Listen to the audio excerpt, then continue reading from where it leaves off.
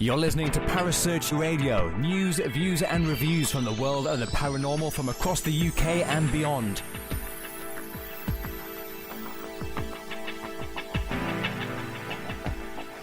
Find us on Facebook, Twitter and the World Wide Web. Parasearch UK Radio.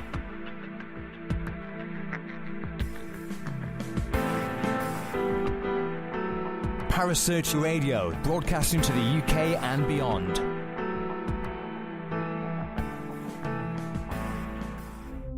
The views and opinions expressed by presenters and guests are their own and do not necessarily reflect the official policy or position of Parasearch Radio or its affiliates and sponsors. Listener discretion is advised. You're listening to the Supernatural Chat Show with your host, Sean Cadman, only on Parasearch Radio.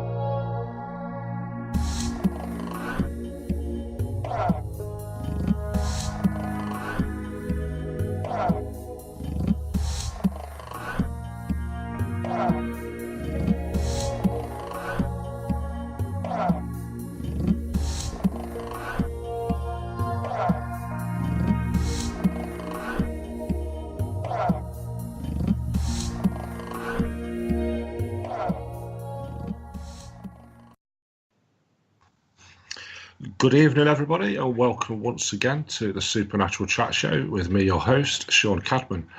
There's been a bit of a change in tonight's scheduled original guest, which was Lee Roberts. Unfortunately, due to unforeseen circumstances, had to pull out. And I'd like to say a huge thank you to my guest who's on tonight now, which is Mr. Stephen Griffiths. Good evening, Stephen. Are you there? Hello, how are you? Yes, I just managed to get here on time, so...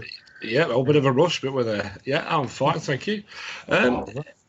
Just basically to start off with, for our listeners who want to know a little bit about you, just introduce yourself and tell us a little bit about yourself, what you've done in the past, etc. Oh, gosh, going back. My first sighting of... my first love was actually UFOs. I've been on Explaining magazines. Probably saw my first UFO around about 12 years old, walking a dog up a place very near Ashby-de-la-Zouch. And then it was featured in the newspaper, so that was sort of my first love in Supernatural and the Unexplained. Then there was a location, which is a ghost train, which was part of the sort of coal mining industry where I lived, and sort of going into myths and legends, really, of local things, what used to go on in my local area. And I've always been into horror, made masks, sort of a lonely child in the bedroom. Nobody had no friends. So, yeah. Gosh, yeah, I think everybody starts off like that. But then started going into, realistically, really, sort of 20 years with my own paranormal group. Always been involved. My first property investigation was in a schoolhouse, which was about 14 years old, in a place called Blackford, which is one of my team members now, Richard O'Connor, actually lived there. So what was an empty building. I used to investigate that place, and eventually it became inhabitable, and nobody wanted to live in there anymore. So it's right next to a graveyard. Oh, all classics. Wow. It was brilliant, but it's been haunted. It was quite disappointing, really.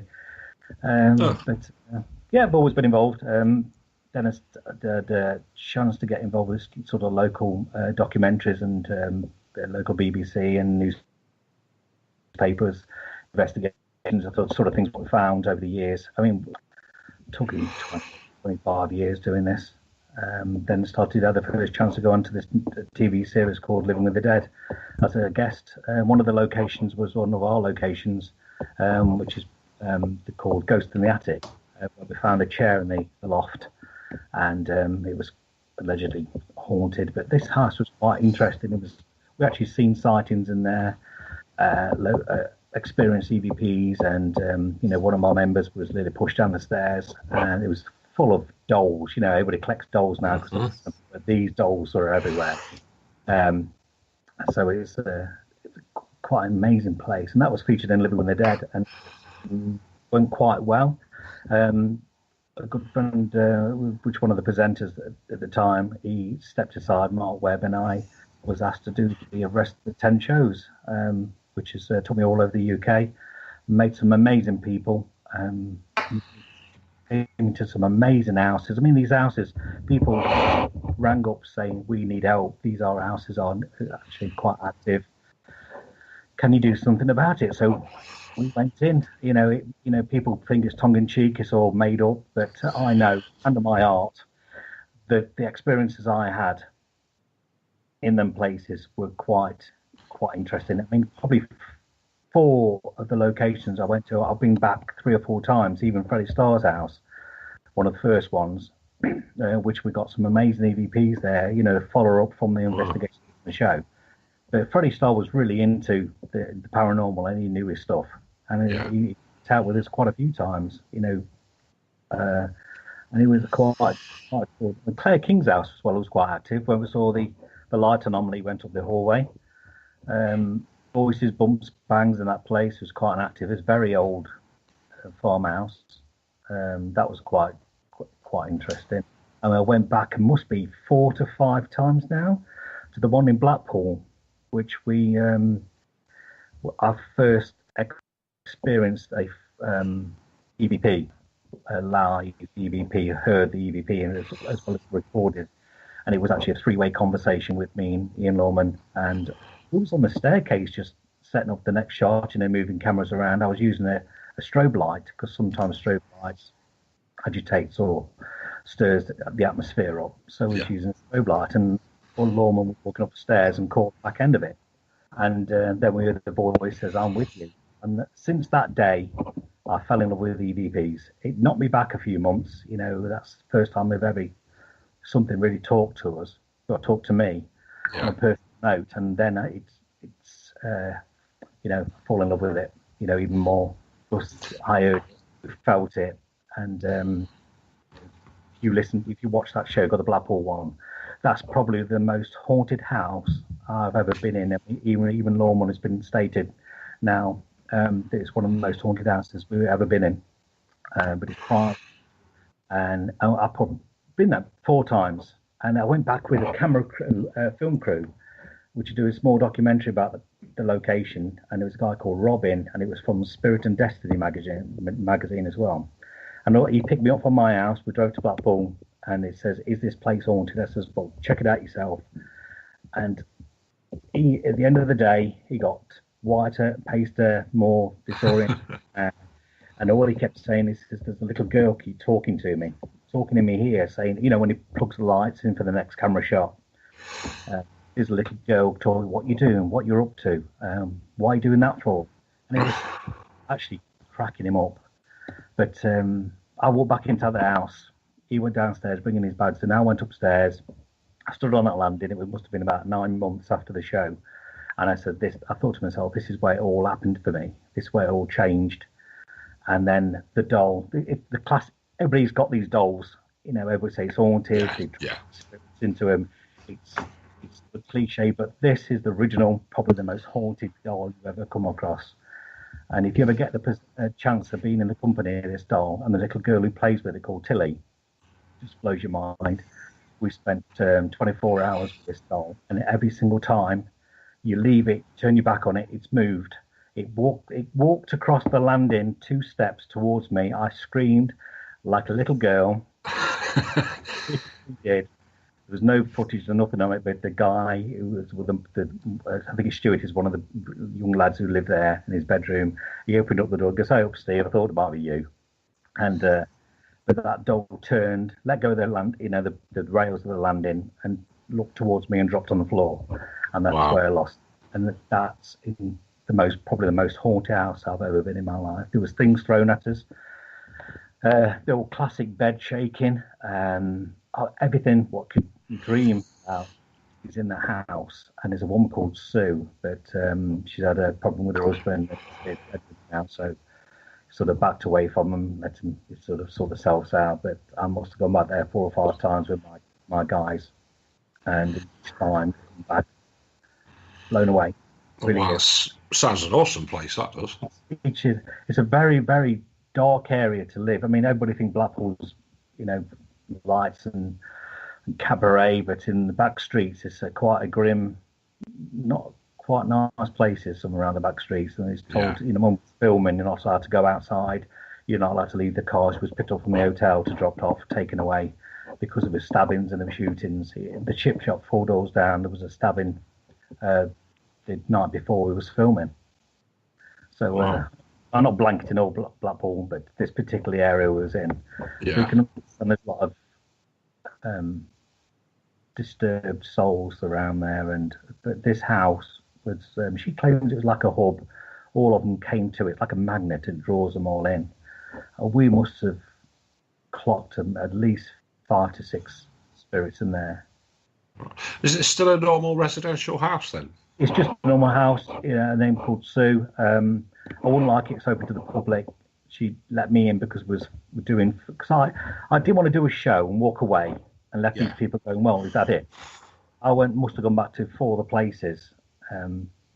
But especially the first one with Ghost in the Attic, we must have monitored that house after probably 2-3 years afterwards. You got to go back. You can't just, when you've done work with the house and you clean the house, you've got to go back and see if everybody is okay. Because it's not the spirits which are probably need direction and need help. It's the owners. I mean, they've been through a trauma. They all literally think they're going insane because the things what happened to them. And that's the part of it all, really. You can't just tramp in people's houses and take what you like out of it and leave. I'm sure there's a lot of paranormal groups would respect it and must do follow-ups, but you got to do. It's not all take what you like. I mean, I'm not being on TV is not the bee's knees and all ends all. I had the chance of going to 10 locations, and some amazing places around in private and locations, and that's why I don't want to leave these houses. After we've done it, I mean, everybody questions I keep saying Lawman, but Ian Lawman about it, but I've caught him because I was a bit sceptical in the first place because it was all this war going on. I caught him, peep round doors, see what he's up to. He went off in his own time, blessing each room. Yeah. Went off there and did stuff on his own which nobody knew about. He got his holy water out, blessed the doors. He was, he knew his stuff, and he didn't want to leave the house unaffected. At the end, he says conclusion not finished, but we tried. Everything's glamorous. It was living TV. They put a bit of an edge and a spin on it. We was there for 24 hours. With 4 cameras in your hand, which each camera was doing 50 minutes. So each one of them was taken out, analysed, highlighted, and edited. But you say it's an hour show, but it's down to 45 minutes because of adverts. Yeah. You have to come all that in, and you think, that doesn't happen all in an hour, but it does. Some places were boring. Some places we sort of, we got rid of it. But then you get houses and locations and hotels and inns, which they don't want them to leave because they're selling tickets. They say, stay in a haunted hotel, stay in a haunted bedsit. They can't be seen to say that the house has been cleaned because they're selling tickets over the weekend. So that's why they probably turn around and said it's not gone. Yeah, definitely. I mean, do you think, obviously, that format of show, like you guys did with Living with the Dead, where you're actually investigating proper homes, do you think that'd be a better format for TV than what's on at the moment? We was kicking it back up again last year. We was talking, me and Ian. I think the last time I scarfed actually, and we was talking, and the rules were he didn't want nobody going in from the team. We was going to go in raw.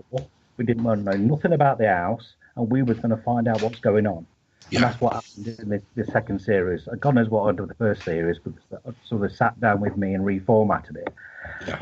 He's still got a passion, everybody, he's got so many T-shirts and he's got so much nail varnish.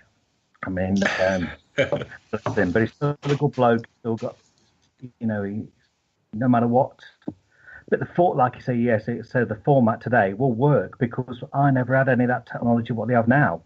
I had a dictaphone and infrared camera, and it's probably some of the best things which you can probably go out with today, because it all gets distracted with the ghost boxes and meters and things are bleeping and making noises. You've got to sit and live and breathe the house, be a part of the house, because the house, the brick is giving all these messages out. You've got to shut up and be quiet and sit back, and not just go one night, go 2 nights. Yeah. Chris, that's why I was trying to get to Chris's house, because he's got Skype, bless him, he's on my team, he's the RT guy. We spent 5 years in a church, a spiritualist church, 5 years, and probably times studying EVPs, because this church was part of, we actually trustees now, me and Chris and the Swadden Coat Paranormal team, and then the spiritualist church, we run alongside each other. They're old school. They're like, bless her, Joan Hughes, she was good friends with Colin Fry. So Colin Fry used to come over and raise money for the church. And Colin Fry on stage, you see him on Sixth Sense. You'll see that on stage live. And half our guys are skeptics and go, how does it do that? How does it know the person's going to die? What was he wearing? What was put in the coffin? What was the last words he said to him? And what was he wearing? Live in front of people. And I would just stand back and go, how does he do it? Yeah. And if you say that word, oh, it's got a gift. But bloody hell, he did. I seen footage of him, exclusive footage, which nobody's ever seen, because the church was training him at the time, and Joan was being part of what his training system. He was 17 years old when he first started. And I've seen photographs of Colin Fry with ectoplasm coming out of his fingertips, and footage and EVP recordings of him talking to spirit. So the alive, it's still there. Like tonight, the church is on tonight. That's where Chris is tonight. Yeah. It's a 100-year-old church, and that's where we did our research there. And we found the pattern, the sound waves, which we know the sound waves comes as there's a noise or a frequency before the talk, and we found that frequency. So every time we go, we know what's coming, we know what the sound wave is, and we're ready for it. And each time we get a result every single time. We don't put the results out on Facebook. We don't get a website and start banging them all out, because it's personal. Yeah. We've actually heard the spirit, which probably the last time I was at the church, must have been the funniest bloke, because we said, is any, classic, are you there? We know somebody's walking about, and it went giggity. I am not joking. We actually got an EVP of that sound, and I've still got that. It just blows my mind. That's where the haunted. You ever hear that haunted dog? The dog came for me in that place. Oh yeah. The dog bark. So I would say I've got a love for EVPs. I think, to me, an EVP is something perfectly raw that can't be cheated. No, that's why if you ever see my recordings, they are with a dictaphone, the Sony recorder, me filming the Sony recorder, raw from. So it's not been touched, it's not been edited. So people, you can't make out what it's saying, and you have to put it on a sampler and clean it all up.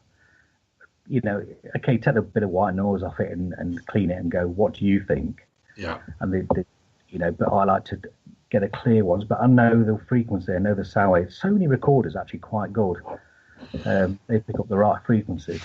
Yeah, I've found, doing it myself, I found that cheap £15, £20 voice recorders seem to capture better EVPs than the ones that cost hundreds of pounds. Yes, definitely. So we got the zooms, the 200 zooms, which is £300, which we use for broadcasting, and when we used to do documentaries ourselves, can't pick nothing up. You take 2 units at the side of each other. It cleans it gets rid of too much of the white noise. It's got a little condenser in it, so it's too busy trying to make it nice, crisp sound for broadcasting or for doing film productions. Yeah. But the harshness, the white noise, the static. If you go back to the old films, Poltergeist, white noise, TV, it's there. Yeah. The film called White Noise, that was white noise radio. That's exactly the same. I mean, I can remember we caught a EVP once, and I played it to quite a few people, and everybody heard the same sound, the same words. And one guy said, "Let me have a look, and I'll run it through some software." But the time he'd done, it got rid of the voice, and all you could hear was a zzz. He says, "Oh, that's a zipper going up and down." I thought, well, no, it's not, because everybody heard the voice. It only now sounds like a zipper because you've put it through that many different filters and changed the sound waves that much that you've turned it into a zipper. What's the point? Yeah, I know. It seems strange why people try so much to. It's almost like they've got to disprove it. Instead of hearing what's been caught and accepting what's been caught, they turn it into something else. No, it's mad. But then, if you start trusting, if the spirit starts trusting you, and you know you can have conversations with these things, and I've spent. I mean, Chris, he just blows his mind because he's with me all my time. He says, "How do you do it?" Because we're listening. We know what we're looking for. The sound waves. We know what we're looking for. The environment. Because they trust you. We go back and the conversations we've had to the point of calling the once, and it's freakiest things I'd never get over. I even rang up Barry John, bless him, because I wanted answers that night. And he was, "What are you talking about, you madman?" I says, "You can't." People, I wanted answers. I saw him on Facebook. I went, he says, "What are you talking about?" A friend of mine was. Had an uncle, and he was dying. He was shutting down, and it was very sad. He didn't want to go over and see him. His daughter, his niece wanted to go over and see him or do something about it because he was actually seeing spirits at the door, and it was sort of they was waiting for him to go. It does happen; it's quite common. Yeah. And he was getting all upset about it, and says, "Can you come in and ask him to back off?" But his brother stepped in and said, "Look, I don't want you around. It's not like that. I'd believe and go." So I step back, which is respectful to the family. But he passed over, and she's always said that she feels would have been helped by asking these spirits to back off a bit, because we have gone to places where they said, "Look, mate, actually start seeing you. Can you back off a little bit?" And then these people pass away. It's quite close to some of the work we do, because we do get called in with the church. We do bereavement counselling, and we do child psychology, we do past life regression. We do this inside the hub of the church, so it's all there. Yeah. Working churches, ministers, and deacons and stuff. So it's a proper working church. We do funerals. So we are quite close to people who have a lot of problems. But she says, "I wonder if he's ever," because the conversation going on for a couple of nights. Her name is Angela, and she says, "Do you think he ever was at peace? Do you think he was okay towards the end?" And I had this overwhelming sort of knew there was something in the atmosphere, something in my front room, and something was new. And I said, what was his name again? And he's on my Facebook. I'll link his face on his Facebook. So I had his face up on the full screen on the computer, and his face was there. And I called for him, and I did an EVP, and it says, "Can you tell me anything about yourself?" Which Angela would know. She can be on this phone now. She could actually confirm this with you anytime. And she goes, "Is anything?" Say, John, is anything that Angela would know that to prove that you are the guy? Because there's a couple of other questions. It says painting, and I got painting twice on a recording after about 7 minutes. I went, "Hey, that's weird." So I text her and put and paste the EVP was sent across, because yes, he did me a painting while he was in a place called Derby. Like a place where he can take some time out. His family can take some time out and put him in a place where he can have a bit of a rest in his treatment, and the family can have a bit of a break. Yeah. Respite. Is it respite centres, aren't they? Yeah, sorry. And he did a painting. And he says, "Yeah, he did me a painting. The last thing he did a couple of weeks before he died was a painting for me." And I said, "Look, I think he's here." And she was actually couldn't believe it. I says, "Right, wait, I'm going to go back to him, because I know he's still there." It's the craziest thing. I said, "What was the painting of, John? What was the painting of?" And he says, "Horse, white horse." He kept repeating himself. This was like 3 minutes. So we came away from a conversation. He was still in my house. Got the answer I literally rang her up and said, "Is it a white horse in a painting in a field?" And this description, and she goes, "Yes." And she actually went into the loft and fetched this photo down, this painting down. That was the last thing he painted her a couple of weeks before he dies in respite. Wow. And he says, "At rest." He says, "Rest." You know what he was trying to say, but he says, "Rest." Yeah. And I cut and pasted all these EVPs and sent it to her. And that's all she wanted to know. That's all she wanted. And then she was thanking me and then gone. Got the confirmation. That's all you can understand why mediums can do this and give somebody an answer and say, yes, he's at risk. Yes, he's at rest. This is where he is, and this is what he's doing. I wish it could be like that, because that's all what people need. Yeah, definitely. To move on and just like a little bit of an answer. Again, my daughter had problems. You know that photo I sent you with there was an eye. Yes, yeah. Eye. I'm actually sitting in that chair. Wow. That was the weirdest thing. It's a reflection of a child's eye. You're looking at, because you all think, what do children see? They always see things at the corner of the room and they smile and laugh, and with probably relations and past loved ones. Yeah. But I got a bit clever because I thought there was a dark shadow, but it was my daughter taking the photo. But I looked on the other side of the photo and there was a lady holding a baby with another woman at the side of her. And they shouldn't even be in the room. No. Crazy, isn't it? Like you said, it's a big Matrix in, but it's a bloody good one. It is. That's a very good photo. I confirm that one. I've got a question for you in the chat room. Maxine has asked, do you feel the paranormal community has become lazy with all the equipment that's available? Yes, sir, I do, sir, Maxine. I haven't got no tech at all. Recorders and infrared. That's all probably I've got. But then again, the argument is some stuff can be used in places. If you got the equipment, let's see if it works. There's so many programs trying to sell the point and sell these RAM pods and all this sort of stuff. I've seen them at work, and they do that. They do work, and I think that's interesting. Ghost boxes, I'm not too sure about, because it's good old-fashioned running through the frequencies, radio waves. But again, it's matrix, and you're picking out what you answer you want. Every time I hear, 10 seconds of a ghost box, you got 3 or 4 different languages going on, 3 or 4 people, but it's like you want to pick that answer, that word out to suit your question. But what about the rest of the other words which are coming out? Where they're from? What they doing? Yeah, that's what ignore the ones that you don't want to pick out what you do. It's like, well, I suppose you could fit that to anything, really. You say 5 words or 6 words: shoe, hat, door, window, jacket, and you say, "Hello, is anybody here? What are you doing?" Door. Oh, it's at the doorway. Well, that's interesting. And the next word comes up in another 4 words. So you got a conversation. It's like spell and tell, isn't it? Whatever it is, it just words coming, making a story out of them.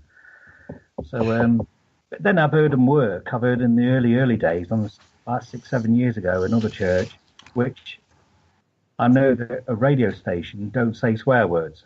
And these couple of girls were using a frequency scanner. They just running through all the radio waves, FM radio waves, and it was pulling our names out. And he said, "Who's that guy in the corner?" It says Stephen, big guy.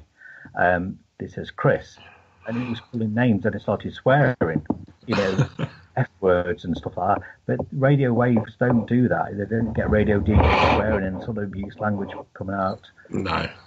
So there's something in that. I'll stand back and go, actually, that was quite interesting. I mean, talking of something saying your name, Phil's just actually said, Phil Newton has put in the chat room, ask Stephen about the ITC app I used at the old Victorian school. It said his name. Oh, Phil. Oh, yeah. Right. Yes, well, as soon as I come through the door, yes.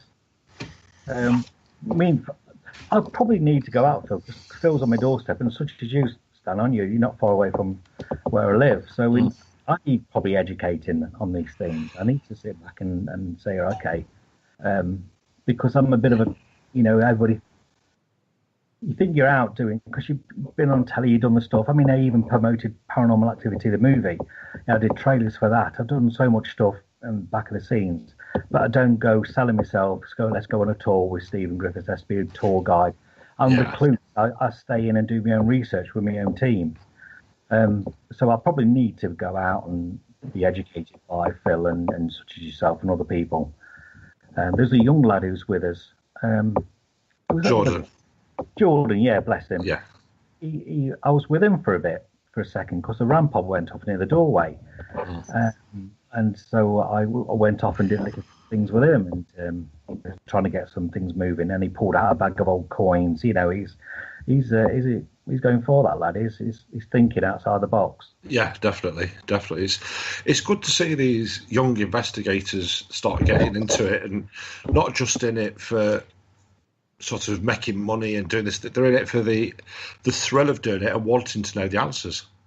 Yes, they go out. And then they turn the telly off, and why watch TV? Why do you have to be be a witness to other people's research? Get up, go to the local village hall, which is probably £7, £8 an hour, and sit to the village hall for 2-3 hours. And you probably learn more about yourself and more about that room. That's the first thing I ever did. I used to go buy rented little village halls out. The guy in Hartshorn, Deathly Calling Hartshorn, that was used in the Second World War for the soldiers after recoup after the Second World War. There was people passed away and people died. First experience, an officer walked towards us in Blakey boots. Wow. Towards us. And that was the first experience. That was the first place we ever gone to. I could tell you stuff. I've been punched in the face, got the aggressives. Yeah. Chris, again, he's still got that footage. He always laughs and says, I saw you being punched in the face. Because he could actually see the camera laughing, because actually moving up and down. His face was bleeding down his face. That was quite an impressive place, actually. Right. It's always good when you get that physical interaction. Perhaps not the punch in the face, but physical interaction is usually quite good. Yeah. The other one is, I never forget, is a place called Stenson, a pub. That allegedly has a guy sitting in the chair near the fire. He died of septicemia and died on the spot. First thing you do is sit in the chair and go, what can you feel? Within 20 minutes, I was sort of unconscious, falling into a bit of a coma. I had septicemia. Wow. Exactly the same symptoms, and I was within 24 hours. I was in intensive care. So what was all that about? Blimey. And I got an 8-inch scar across my stomach with being stapled. So, and I tell you, he was with me, Phil Wyman as well. Bless him. Phil used to come out playing with us and going to locations all the time. He's a good bloke. In the early days, he was out with us and stuff. So, yes. Get him on. Maxine's just asked again. She says, what's the one location you haven't been to or would like to investigate? I'm not a big fan of places which have been done over and over again. I mean, commercial places, most haunted, bless them, put them on a spot and, put them in the limelight and people go. But the ramming and Edinburgh Vaults. Yeah, so Edinburgh Vaults is what I'd like to do as well. You mentioned Most Haunted. Can you tell us anything about your time with those? What happened while you was with Most Haunted? With Most Haunted, I've worked with most of all of them. Yeah, the times you've worked with them and everything. It's any stories about it all? Probably liable, and I probably end up in court. No, I don't. I know Phil. It started going downhill after Phil's left, I think. I know Derek. I've had loads of chats with Derek. He's a nice chap. He come to one of my events once. Colin Fry used to come, and I said, do you know, because obviously Colin Fry and Derek are close friends. They were really close friends. Spent a lot of time together, and for 20 odd years, 25 years, them two. I worked with Derek and had the chance to meet him, and he's a really nice guy. And this story is about why he left. I've no rights or no rights to say the reason why I left. But people do. Why do you leave your job? Because you don't get on. But a vet met I met them all over the years and worked with them. But I've never been on Most Haunted. But I work with people individual away from the Most Haunted. Like again, that was a TV show. It was the art of it at the beginning was going out and finding stuff in the investigation. It was good. That Derek Hall was a good storyteller. He held the show, and he was Most Haunted. And they're still trying. They've still got the brand. That's all I can say now. It's a brand. It's still there. It's a brand. You can see where sometimes something actually goes off. Real things go off because they all actually go. We didn't. That was quite cool, actually. Yeah. You can tell the proper stuff from the fake stuff just by their reactions. Yeah. If you got the chance to sort of relaunch Living with the Dead, would you jump at the chance, or is it something that you think, I've done that, I'm out to move on? I'll go because there's houses and locations out there which have never been touched. People go to the big locations, which they still do now. I mean, we put a couple of places on the map, which is Gresley Old Hall. We were the first ones in there 12 years ago. And we used to do events then and say, come on, see what we found. We used to do little Most Haunted. We used to do live feeds upstairs. We used to have guests. Phil used to come with us, Richard Felix used to come in the early days.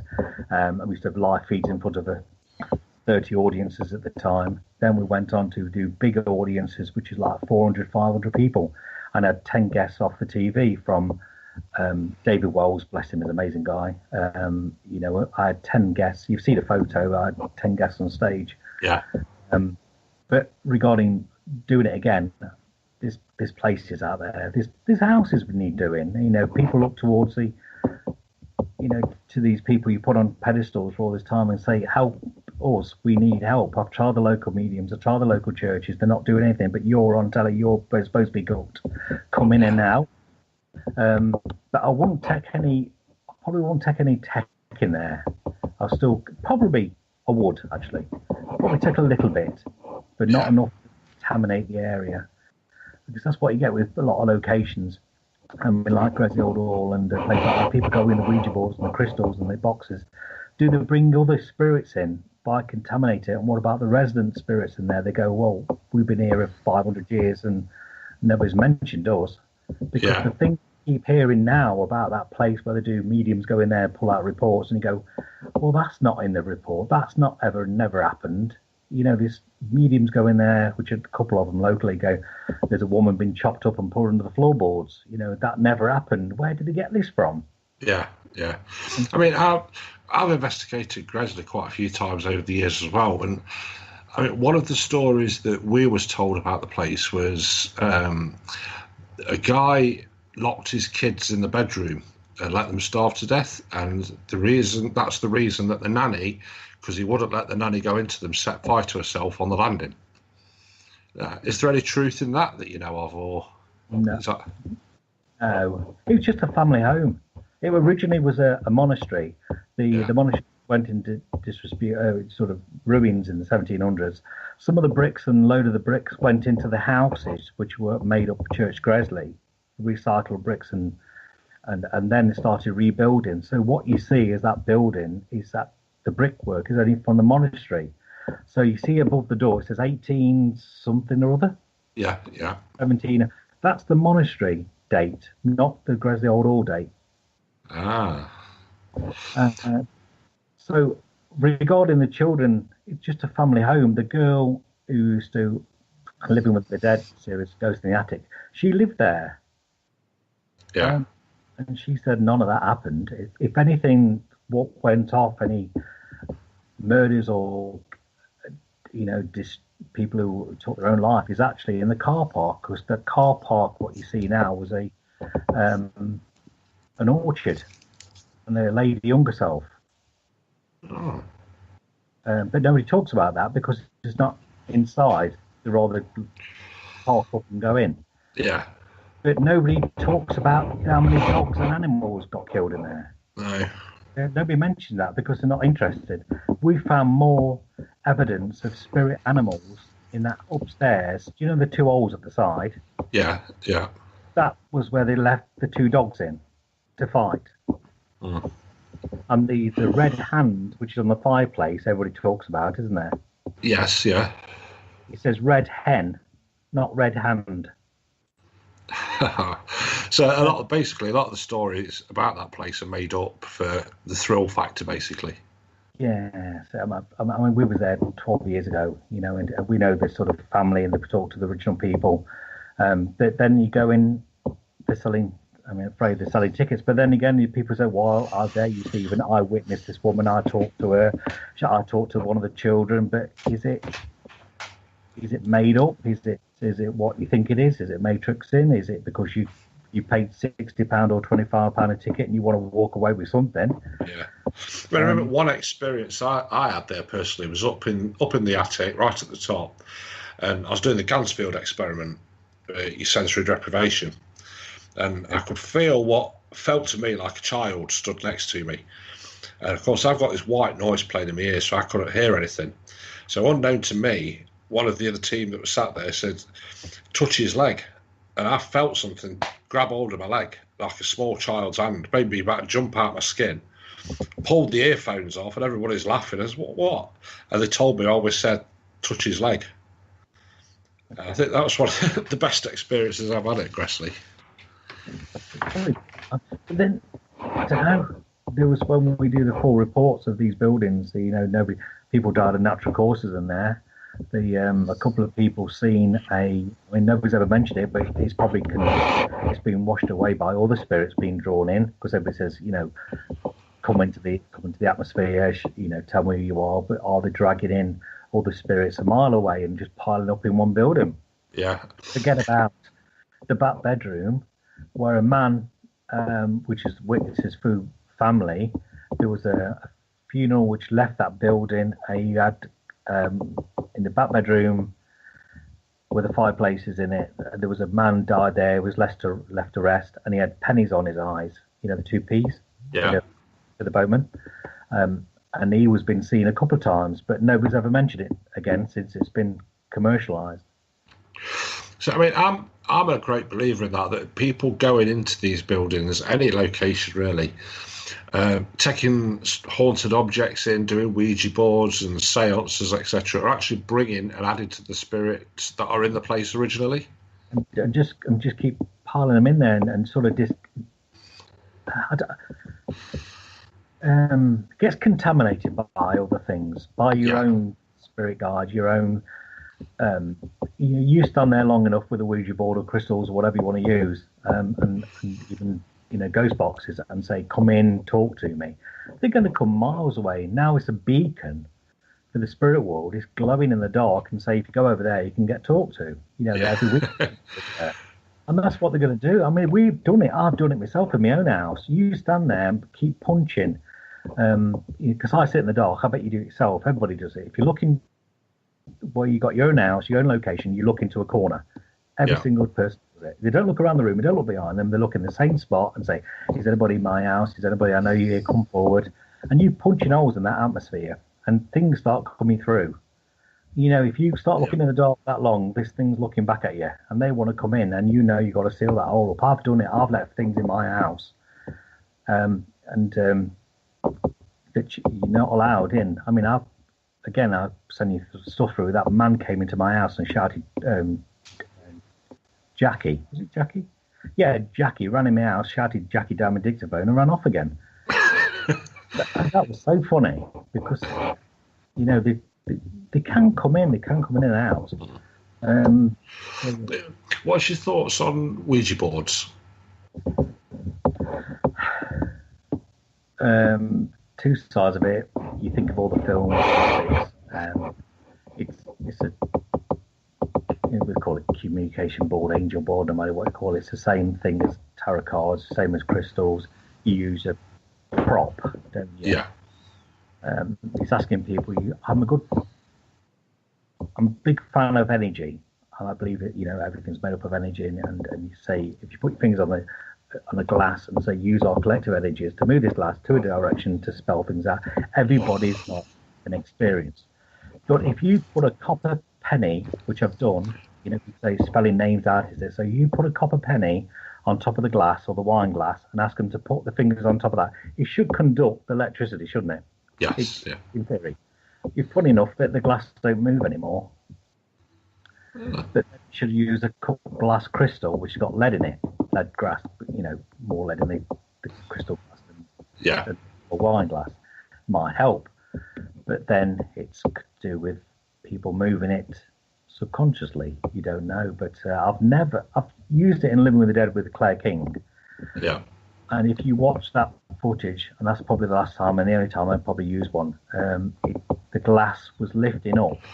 There were 7 people with fingers on there on that glass. So some kind of weight or some kind of residual pushing that glass down. But that glass lifted up, trying to take a ring out of that glass.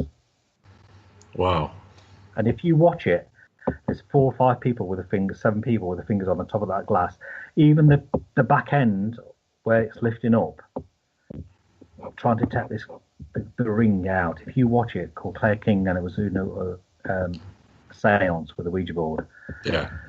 And I'm big onto Ouija board because Lawman asked me which way should we have it. I said use my glass, which has been blessed from the sun, because it was getting an old big fan of getting it right.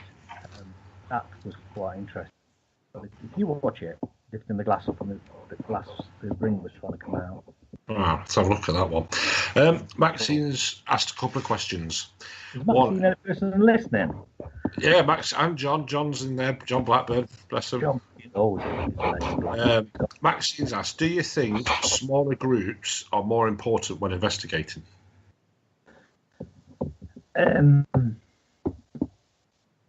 Regarding noise-wise, yeah. Depends on the location. Gallows to Justice, you could have 200 people in that place. You'll never see anybody. Yeah. That's one of them. Still, you think that place is done to death, but it never surprises me. I must say it gets done every weekend and throughout the year. And we're back there at the end of this month. I absolutely love it. It's never let us down yet. Fantastic venue. I smoked horse wee in that place once. Yeah. Really strong horse wee. And apparently that's one of the stables. Smaller groups better. I love them.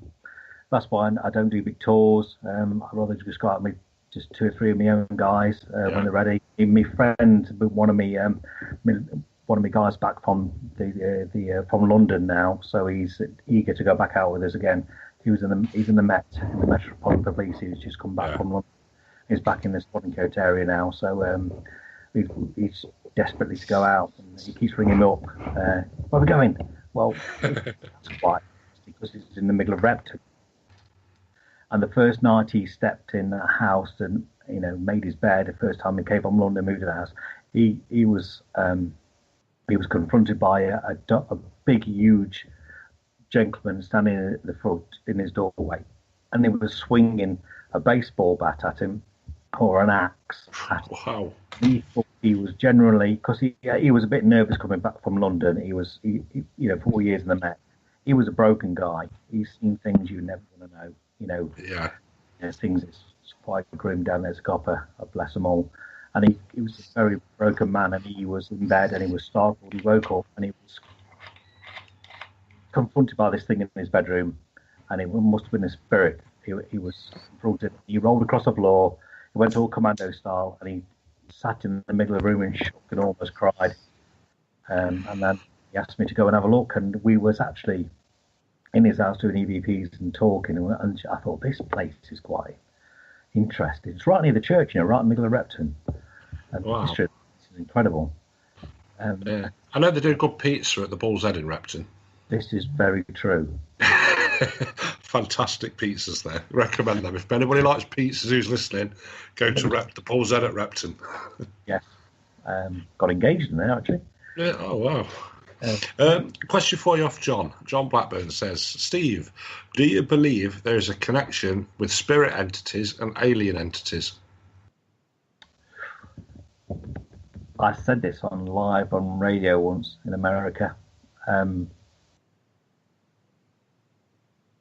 only thing I can think of is I think if I passed over, and I'm a big UFO fan, and something I don't like to say too much because I don't like to give my theories out or anything because they get put in bloody books, you know. Like, a couple of people which I know, which I don't speak to much more because they quoted stuff on this, but this theory of mine has been put in a book, and it's very annoying. I think the word for word it was said, and it was actually put in. If I was a ghost and spirit word, and you can actually change your form, like people say, spirits can change your form into a child, a children, a dog, or an animal, or dark shadows and things, so you can change your form. If I was, because I'm a bit of a funny bugger, I will change myself into a small grey. Because you can. Because you can change your form into, because grey ghost, grey alien, dead simple. And you stand at the bottom of the garden, and a few little light anomalies, which they said they can be, and change yourself into an alien shape. Is that what people are seeing? Because that sort of thing I would do. Makes you wonder, doesn't it? Yeah. I mean, some funny buggers out there, which I would just for a giggle, you know, get quite bored. It'd be a laugh, wouldn't it? Yeah. You said it's not, you know. You said you can't. You hear a lot of spirit people say they change themselves into a child or a form which they feel comfortable, because we know a couple of spirits have lived to a ripe age, 70, 80, and come back as children and play in a nursery, which we've witnessed, we actually seen. Wow. Oh, battery going on, it says on here. So yeah, I mean, stuff like that, it makes you think. I think, I wonder if that is what people are seeing.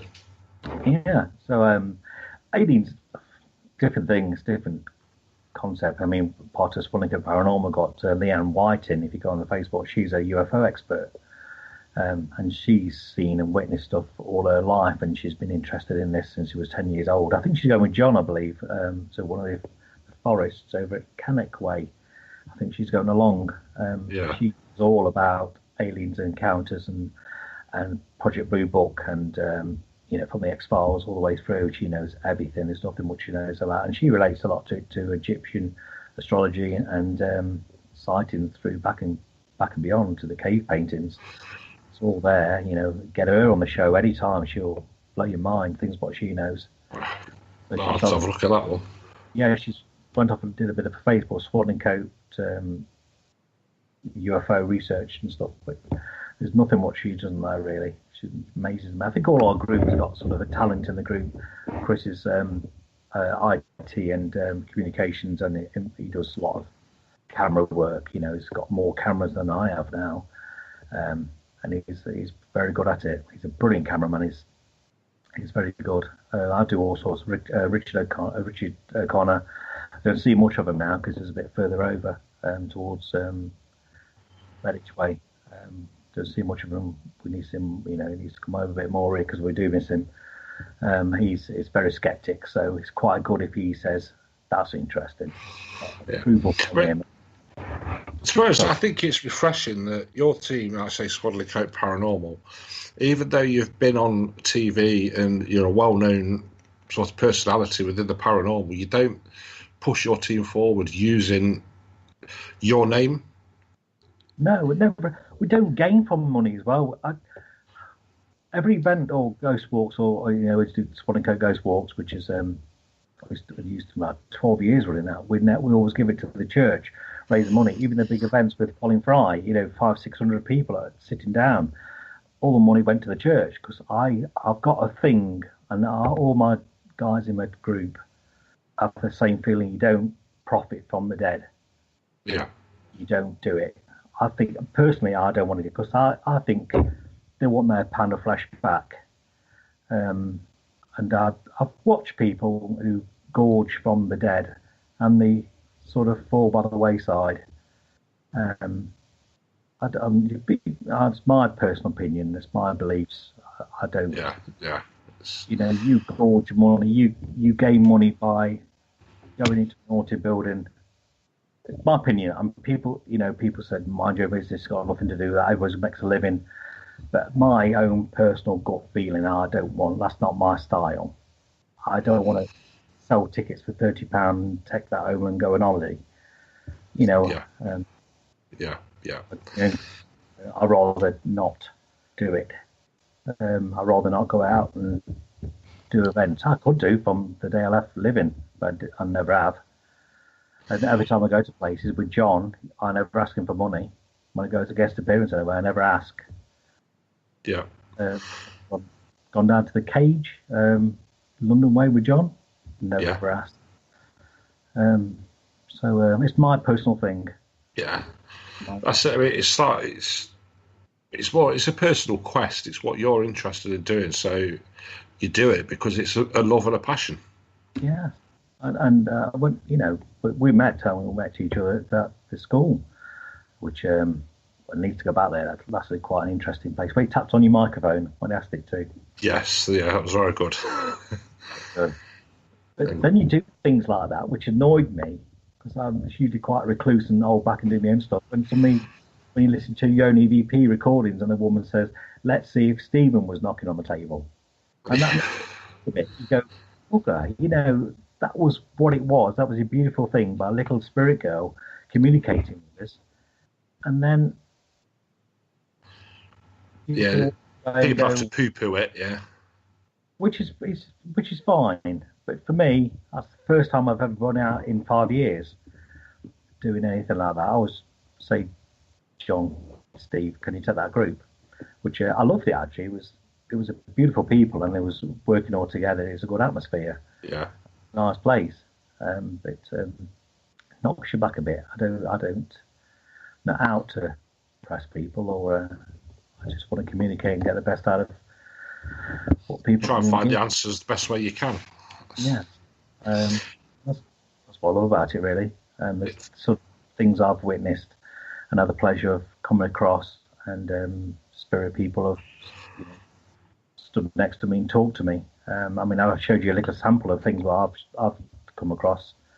That the blue the face what came from towards one of my investigators with the hands out. Yeah. The blue chair and the little girl Tilly sitting in the school church rooms. There's a little girl called Tilly, and researched her for 5 or 6 years. But it's weird. I think only the other day the reason why I named it Tilly is named after the girl in Blackpool, the spirit girl, which is in the Dead series. That was a girl called Tilly, so I named her Tilly. Yeah. So we get EVPs through of the little girl, spirit girl, coming forward and saying it's Tilly. And that's the nickname I gave her. So she's acknowledged that as intelligence. And so, it's good though where you can build that relationship up. Yeah, I mean, there's a little doll there. If you go to the church now, there's a doll that's her doll. She asked what she wanted, and doll or teddy bear, and it was a doll. So I brought a little Barbie doll in, and that's there now. Yeah, that's her doll. I leave balloons in there as well. So she plays these things, but I think she's in visitation. I think she comes because I used to be a Sunday school. There's a photograph of her sitting in the back seat. If you ever see that photo, showed it you. Yes, yeah. The girl sitting in the seat. Then there's a photograph of a week later, me behind her when she's facing forward, and then that bat thing flying around the roof. That was quite cool. Yeah. Early days, though. There's some brilliant photographs, definitely. I think basically we've only got about a minute left. No way. Yeah, it's flown by, hasn't it? Took longer to get here. Just following this show, we've got Penny on Haunted Histories. I think she's talking about the history of Prague tonight. So when we finish this in the next minute or two, if you just refresh your page, and then you'll be able to listen to Haunted Histories show with Penny talking about Prague. And it's been absolutely brilliant having you on tonight, Stephen. Really appreciate you jumping in at short notice.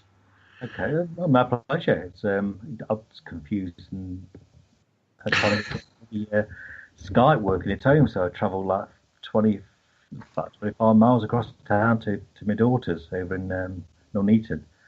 Absolute star, yeah. Well, definitely going to have to get you on again at some point, because there's so much we can talk about. Oh, loads. Stacks. I've been everywhere, done and stuff. So there's some amazing guys out there. Some amazing work as well, and I probably need education with all this new tech, and Phil and probably John, quite sure. I speak to John probably twice a week, bless him. He's got so many waistcoats, you never believe. He's got probably... Yeah, we're going to have to sort out another night between us all and do another investigation, because the Victorian school was a fantastic night. So, running over a bit now, so I want to say thank you very much, Stephen, for coming on. Thank you very much to everybody listening. And I shall hopefully speak to you all again next week, and speak to you again soon, Stephen. So with that, I say thank you very much. Okay, my pleasure. Good evening, and love and light. With that, we'll hand over to Kerry. Thank you for listening. Don't forget to join us for more shows throughout the week. Find us on Facebook, Twitter, and the World Wide Web to keep up to date with all the shows right here on Parasearch Radio.